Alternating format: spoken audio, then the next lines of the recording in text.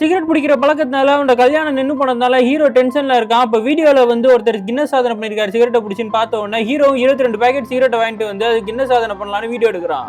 அப்ப இவன் இருக்க இடத்துக்கு ஒரு கார் உடச்சிக்கிட்டு உள்ள வருது. உள்ள போய் பார்த்தா அந்த ஊர் எம்எல்ஏ உயிருக்கு போராடிட்டு இருக்காரு. அவரை கூட்டு போய் ஹாஸ்பிட்டல் சேர்த்த ஒரு கொஞ்ச நாள் இறந்து போயிடுவாருன்னு சொல்லிடுறாங்க.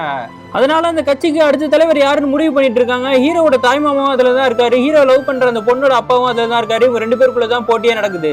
ஹீரோட தாய்மாமா பதவி கேட்டா தரமாட்டேன்னு சொல்லிடுறாங்க. அது வேணா ஒரு போட்டி வச்சுப்போம், உன்னோட மருமக மட்டும் ஒரு 19ஆம் தேதி வரைக்கும் நம்ம போராட்டம் நடக்க போகுது, அது வரைக்குமே அவன் சிகரெட் அடிக்காம இருந்தாலும் அந்த பதவி உனக்கே தந்துடும். ஹீரோவும் அதை ஏத்துக்கிறான்.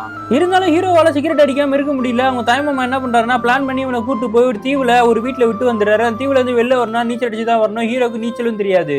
அந்த தீவுக்குள்ள 2 பாடகர்கள் இருக்காங்க. அவங்க என்ன சொல்றாங்கன்னா எல்லா போதையும் அனுபவிச்சாதான் சந்தோஷம் இல்ல, டீ ரோட்லரா இருந்து பாரு, அதுவும் வித்தியாசமான வாழ்க்கைன்னு. ஹீரோ இருக்க இடத்துக்கு அவங்க மாமனாரும் சில ஆளுங்கள்லாம் அமைச்சு காசு சிகரெட் எல்லாம் காமிச்சு இவனை பிடிக்க சொல்றாங்க. இதெல்லாம் எனக்கு வேணாம், திருந்திட்டேன்னு சொல்லிட்டு அந்த தீவுல இருந்து கிளம்பி வரான். ஹீரோ திருந்திட்டான்னு சொல்லி தாய்மாவும் கட்சிக்காரங்கிட்ட போய் என்ன தலைவரா அனௌன்ஸ் பண்ணுங்கன்னு சொல்றாங்க. ஆனா அங்க பார்த்தா அந்த ஆக்சிடென்ட் ஆன எம்எல்ஏ உயிரோட வந்து நிக்கிறாரு.